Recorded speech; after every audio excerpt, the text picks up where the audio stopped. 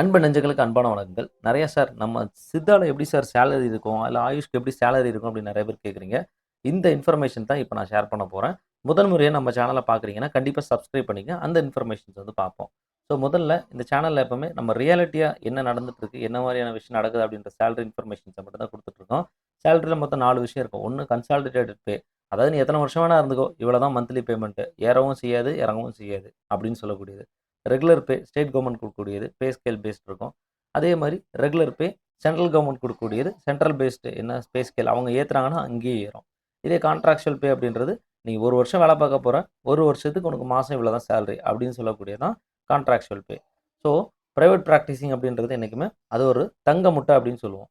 So இந்த தங்க முட்டை அப்படின்றதுல பார்த்தீங்கன்னா, உங்களுக்கு பிரைவேட் பிராக்டிசிங்ல எக்கச்சக்கமா நம்ம எவ்வளோ ஏர்ன் பண்றோமோ அத பொறுத்து அந்த பிராக்டிஸ் அப்படின்றது ஏர்னிங்ஸ் அப்படின்றது இருக்கும்.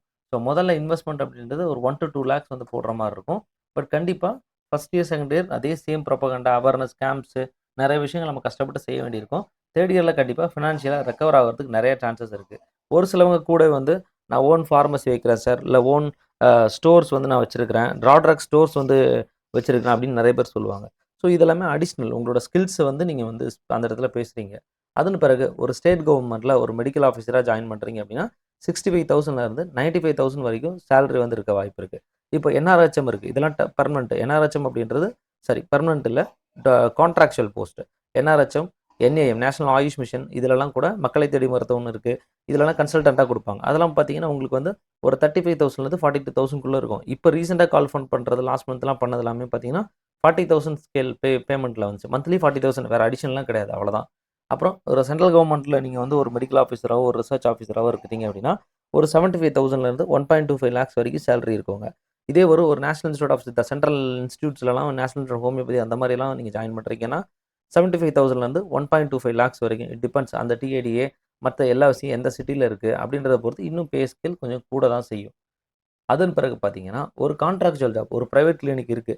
நான் படிச்சு முடிச்சுட்டேன். ஒரு பிரைவேட் கிளினிக்ல நான் போய் வேலை பார்க்கணும்னு நினைக்கிறேன். எனக்கு ஆரம்பத்தில சேலரி எவ்வளோ சார் இருக்குன்னு கேட்டா, ஒரு நியூவான ஒரு கிளினிக் உன்ன டியூட்டி டாக்டரா ஜாயின் பண்றாங்க அப்படின்னா, ஒரு 15,000லேருந்து 18,000 குடுப்பாங்க.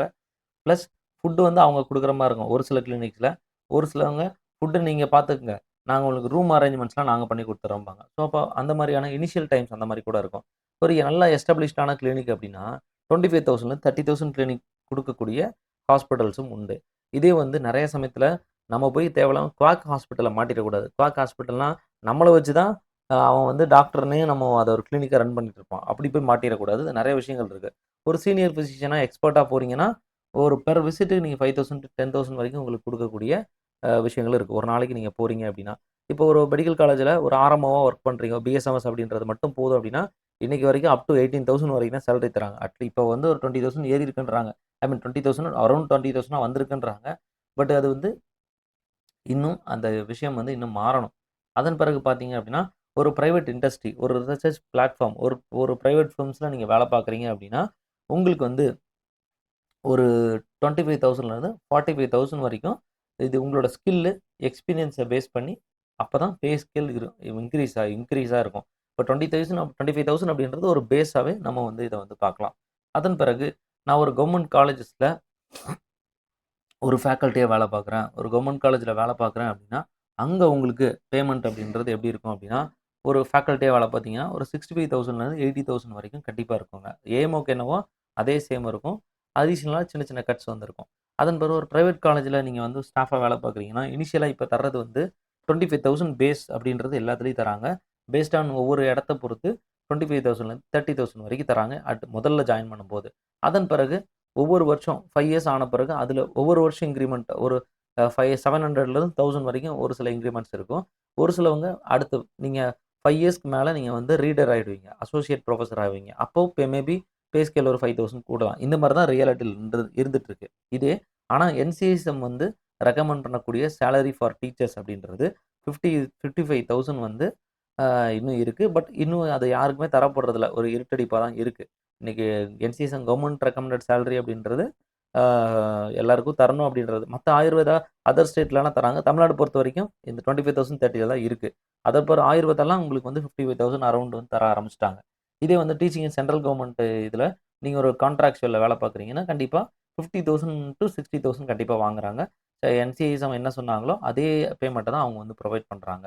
அதன் பிறகு ஒரு private university, deemed university, Sastra, Manipal, SRM இங்கெல்லாம் ஒரு டாக்டரா அல்லது கன்சல்டன்ட்டா கான்ட்ராக்ட் வேலை பார்க்குறீங்க அப்படின்னா, அங்க வந்து உங்களுக்கு யுஜிசி பே ஸ்கேல்னு சொல்லக்கூடிய ஒரு அசிஸ்டன்ட் புரொஃபசருக்கு என்ன பேவோ, அல்லது புரொஃபஸரா உங்களுக்கு இயர் ஆஃப் எக்ஸ்பீரியன்ஸ் 10 வருஷம் இருக்கு. புரொஃபஸரா நீங்க இருக்கிறீங்க அப்படின்னா, அதுக்கான பே வந்து உங்களுக்கு வந்து நடக்கும்.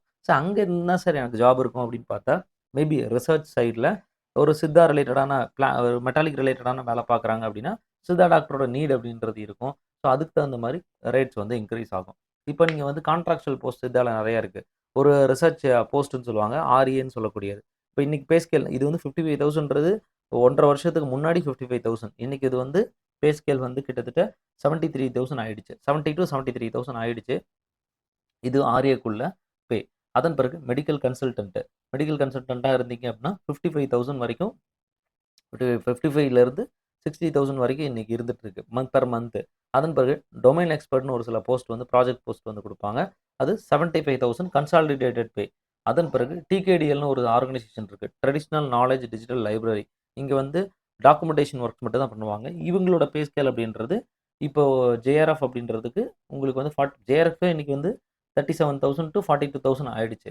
இன்னும் அவங்க வந்து ப்ராஜெக்ட் கன்சல்டன்ட் அப்படின்ற போஸ்ட் வந்து எடுக்குறாங்க. ஸோ அதில அரவுண்ட் வந்து ஒரு 35,000லேருந்து 45,000 வரைக்கும் அங்க பேமெண்ட் வந்து குடுத்துட்டு இருக்காங்க.